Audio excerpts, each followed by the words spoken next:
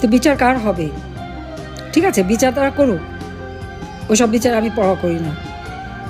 আল্লাহ জীবন দিয়েছে, একদিন আল্লাহ নিয়ে যাবে, কিন্তু দেশের মানুষের জন্য আমি কাজ করে যাচ্ছি, কাজ করে যাব।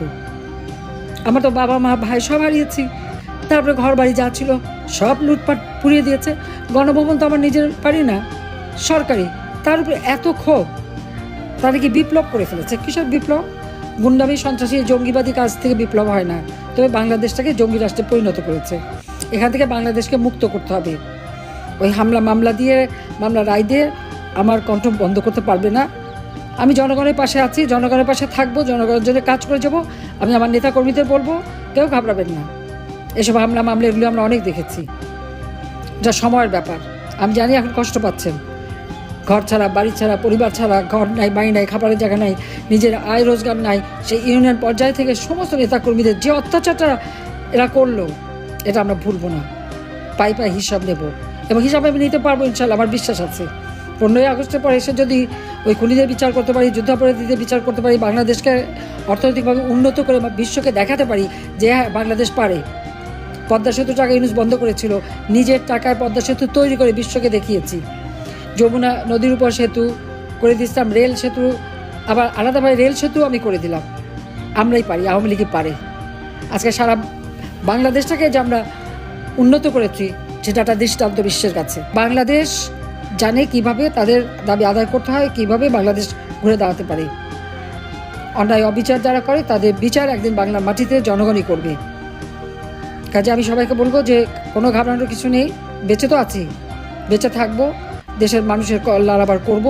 আর এই অপরাধীদের বিচার ইনশাল্লাহ বাংলার মাটিতেই করব। আওয়ামী লীগকে রাজনীতি করতে দেবে না, আওয়ামী লীগকে নিষিদ্ধ ঘোষণা করে, আওয়ামী লীগকে নির্বাচন করতে দেবে না, আওয়ামী লীগের নেতা কর্মীদের উপর জুলুম করে এই দলটাকে শেষ করতে চায়। এদের এত সোজা না। মাটি ও মানুষের থেকেই গড়ে উঠেছে এই আওয়ামী লীগ, কোনো অবৈধভাবে ক্ষমতা দখলকারীর পকেট থেকে গড়ে ওঠা না। এই জন্য আওয়ামী লীগের ভিত্তিটা অনেক শক্ত, শিকড় অনেক দূরে প্রতীত, এটা উপড়ে ফেলা তো সহজ নয়। হ্যাঁ, আজকে আমি জানি আমার বিরুদ্ধে মামলা দিয়েছে। আপনারা জানেন যে সেই কোর্টে চিফ প্রসিকিউটর আমার বিরুদ্ধে যে সমস্ত অভিযোগ এনেছে, তা সবই তো মিথ্যা। একটা কোর্টে দাঁড়িয়ে কেউ যদি মিথ্যা অভিযোগ দেয়, তা তার বিরুদ্ধে কিন্তু মামলা হয় এবং একসময় হবে। তবে এই কোর্টটাও তো অবৈধ, কারণ 1973 সালে পার্লামেন্টে আইন পাশ করে যুদ্ধ অপরাধীদের বিচারের জন্য এটা করা হয়েছিল।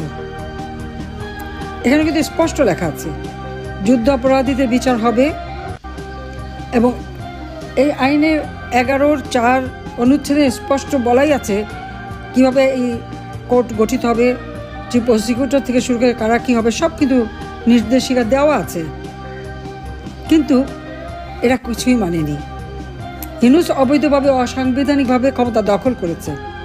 আমাদের সংবিধানের 7 অনুচ্ছেদে স্পষ্ট লেখা আছে যে নির্বাচিত প্রতিনিধিদের কেউ যদি জোর করে ক্ষমতা থেকে সরায়, তাহলে তাদের শাস্তি হবে।